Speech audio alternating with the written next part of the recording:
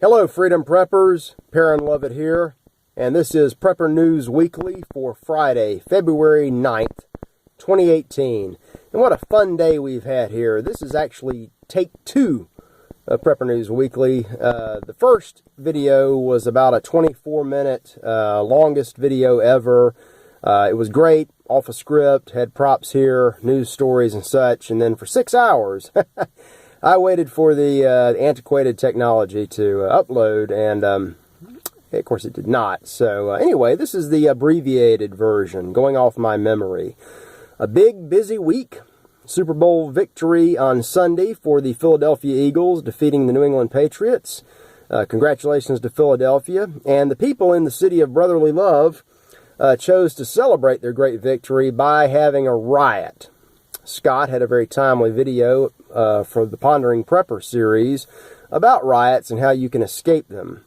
If you were in Philly, you might have needed that, as these people just went completely ape wild and burned cars, destroyed hotels, smashed windows, and yes, there was one guy that actually was drunk enough to eat fresh horse manure off the ground. That's a new low, Philadelphia, a new low. Avoid situations like that. Use your situational awareness, use your common sense, and just stay away from things like that. Things you can't stay away from would include the stock market crash, which started last Friday and was ongoing all this week. The last time I checked it this afternoon, the Dow was still down. We had a great video on Tuesday, my first interview. That was with Mr. Russell Wilder, entrepreneur and investor. We get his expert take on the situation, how he's profiting from this, and he gave some very good detailed tips about what preppers and what anyone can do to survive this situation and to make money off of it. He points out that this is not necessarily a bad thing because it creates a bargain buying situation for people who have held their cash. Also, in the past 6 to 9 months, we've had some stories on the news site about from different investors. Excuse me, the technology has my sinuses going crazy. Different investors and people who study economics have pointed out that a downturn has to be coming. We've gone something like 400 days without a 5% Dow correction, which was a historic, never-before-seen event. We got that on Monday with the big 1,600-point dive that leveled out at about a 1,100-point loss. And we reported that before it happened. And then it happened. We had some wonderful comments from outgoing Fed Chairman Janet Yellen. Thank God she's gone. Now we have Jerome Powell, another friend of the big bankers, looking after their money, not yours. And your affairs, money and political, are never really safe. The shenanigans in Washington, D.C. continue apace.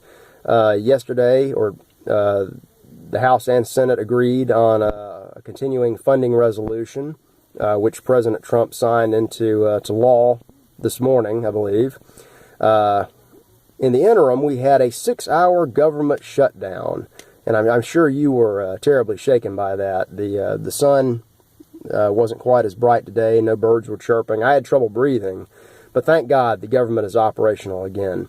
And the shutdown is being blamed on Rand Paul, who gave a little mini filibuster in the Senate, trying to be the one man telling the truth about how the spending bill and the proposed 2-year budget is just a massive debt and deficit fest. The other 534 members never intend to pay any of this back. They don't care about your financial well-being.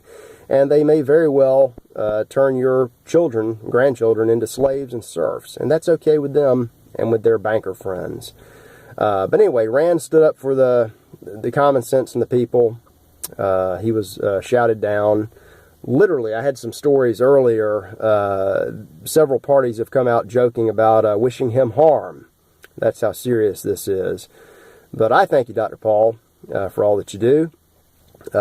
Also in Washington, this week we had the video about the FISA memo, from the House Intelligence Majority, the GOP memo, which was declassified by President Trump last week, which basically shows massive corruption in the DOJ and the FBI, misusing the very loose judicial interpretation of a law that is a blatant violation of the Fourth Amendment that was put into place back in the 70s to replace another illegal spying program. And if you take away the politics and the name Donald Trump, this could happen to anybody. They can literally, with no evidence, no justifiable suspicion whatsoever, spy on anyone for any reason. And then if they want to make a case against you, they will. Now, of course, the House Democrats issued a rebuttal to that, and as soon as their memo is declassified, we'll have it posted on the news. I've got the link to the news site down below. Check that for all the latest stories. Some interesting and fun stuff came up this week. Apparently, the young people in America are eating Tide Pods that normally go in the washing machine to clean the clothes, and the kids are eating them. I guess it's the cool thing to do. So you can either look for Tide Pods to be banned or to have some big, gaudy, stupid-looking label warning you not to eat them, like you would warn a small child. Likewise, people are now taking anti-diarrhea medicine, such as Imodium AD, to get high. If they can't find their opiates of choice, they just pop 50 to 300 anti-diarrhea pills, and it induces some sort of euphoric state. Now, it also apparently wreaks havoc on the heart, the brain, the kidneys, and the liver, and I can only imagine what that would do to your intestines. So, look for Imodium AD to go behind the counter with the good cold medicine. You'll have to sign up like a criminal. There'll be a registry. You'll probably be limited to 2 pills every month. The prices will go up, and if you dare to exceed that and you get caught, well, you'll be prosecuted as a drug manufacturer, a felon. You'll be treated like a criminal just because other people are stupid. Now, the stupid people typically aren't into prepping. You are, and that's why we bring you these stories, so that you can be aware of what's going on and try to avoid it. Try as best you can to get around it. More fun and lighthearted stuff. The Olympics, I suppose, kicked off last night in China, and they not without a little bit of prepperish action. There was some sort of vomiting illness going around in the security staff. It affected so many people that the Army had to be called in to provide additional security. So if you're going to big open public events, sporting events, etc., where there are thousands of people, try to take care of your health. We had last week the flu scare at the Super Bowl. I haven't really heard anything coming out of that, except pop star Pink, who sang the national anthem, apparently did so suffering from a bad case of the flu. I think she did a pretty good job, all in all. Let's see, we had some soldiers deployed somewhere else. Well, of course, your government keeps soldiers all over the world. Iran was criticized for wanting to bring them home since they really serve no purpose abroad except to make money for certain people. Colombia. Colombia is having to deploy 2,000 troops to protect its 1,300-mile border with Venezuela. And Venezuela is a perfect picture example of what happens to your country on rampant socialism. It starts to die, and people start to flee. And now Colombia is receiving about 100,000 refugees a month, and they certainly feel bad for these people, but they're inundated, and they've got to reestablish some manner of control.